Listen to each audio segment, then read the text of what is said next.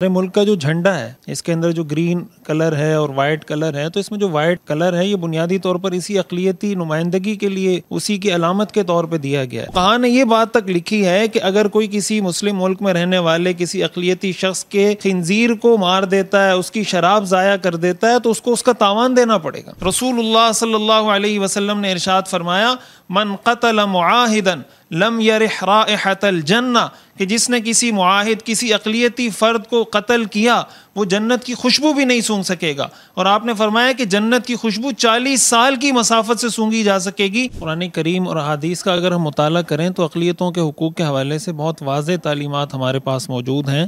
اور خود آئین پاکستان کے اندر اس حوالے سے بڑی واضح رہنمائی موجود ہے۔ قائد اعظم کی جو 11 اگست 1947 کی تقریر ہے، جس کو باقاعدہ 11 اگست کو مائنورٹیز ڈے کے طور پہ پاکستان میں منایا جاتا ہے،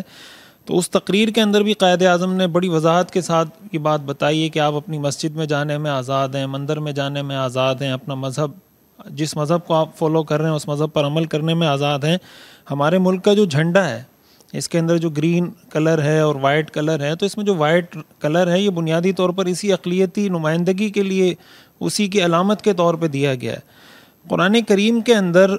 اگر ہم قرآن کریم کا مطالعہ کرتے ہیں تو قرآن کریم میں جو ہمیں آیات ملتی ہیں کہ من قتل نفسا بغیر نفس او فساد فی الارض فکأنما قتل الناس جمیعا، تو اس کا تعلق کسی مومن مسلم کے ساتھ نہیں ہے۔ قرآن کریم میں نفس کا تذکرہ ہے کہ کسی بھی جان کا قتل پوری انسانیت کے قتل کے مترادف ہے۔ اچھا، یعنی وہ صرف مسلمانوں سے نہیں، وہ مسلمان کے ساتھ خاص نہیں ہے، چاہے وہ کوئی کافر ہو، کوئی غیر مسلم ہو۔ ایون کہ قرآن کریم میں ہمیں اس چیز تک سے منع کیا گیا، لا تسبوا الذین یدعون من دون اللہ فیسبوا اللہ عدوا بغیر علم، کہ تم غیر مسلموں کے معبودوں کو بھی برا بلا نہیں کہہ سکتے، تم اس کے لیے بھی کوئی گرے ہوئے گالی کے الفاظ، گھٹیا الفاظ اس کے لیے بھی استعمال نہیں کر سکتے۔ ایسا نہ ہو کہ نتیجے میں وہ معاذ اللہ کے لیے اس طرح کے الفاظ استعمال کرنا شروع کریں۔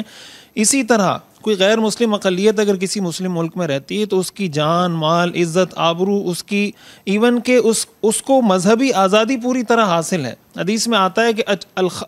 الخمر لہم کالخل لنا والخنزیر لہم کالشاۃ لنا، کہ ان کے لیے شراب ایسی ہے جیسے ہمارے لیے سرکہ ہے، ان کے لیے خنزیر ایسا ہے جیسے ہمارے لیے بکری ہے۔ فقہاء نے یہ بات تک لکھی ہے کہ اگر کوئی کسی مسلم ملک میں رہنے والے کسی اقلیتی شخص کے خنزیر کو مار دیتا ہے، اس کی شراب ضائع کر دیتا ہے، تو اس کو اس کا تاوان دینا پڑے گا۔ اچھا، یہ تک فقہاء نے لکھا ہے کہ جس طرح کسی مسلمان کی غیبت کرنا جائز نہیں، کسی غیر مسلم اقلیتی فرد کی غیبت کرنا بھی جائز نہیں، اس لیے کہ اس کی عزت کی حفاظت کرنا بھی ہماری ذمہ داری ہے۔ آپ اس سے اندازہ لگائیں، مسیلمہ کذاب جس نے اس وقت رسول اللہ صلی اللہ علیہ وسلم کے دور میں نبوت کا دعویٰ کیا، اس کے کچھ لوگ سفیر بن کر حضور علیہ الصلوۃ والسلام کے پاس آئے، تو حضور علیہ الصلوۃ والسلام نے ان سے پوچھا کہ کیا تم اس بات کی گواہی دیتے ہو کہ میں اللہ کا رسول ہوں؟ تو انہوں نے مسیلمہ کذاب کے بارے میں، وہ جھوٹا نبی جو تھا، اس کے بارے میں کہنا شروع کیا معاذ اللہ کہ وہ نبی ہے۔ تو رسول اللہ صلی اللہ علیہ وسلم نے یہ فرمایا کہ اگر میں سفیروں کو قتل کرنے والا ہوتا تو میں تمہیں قتل کروا دیتا،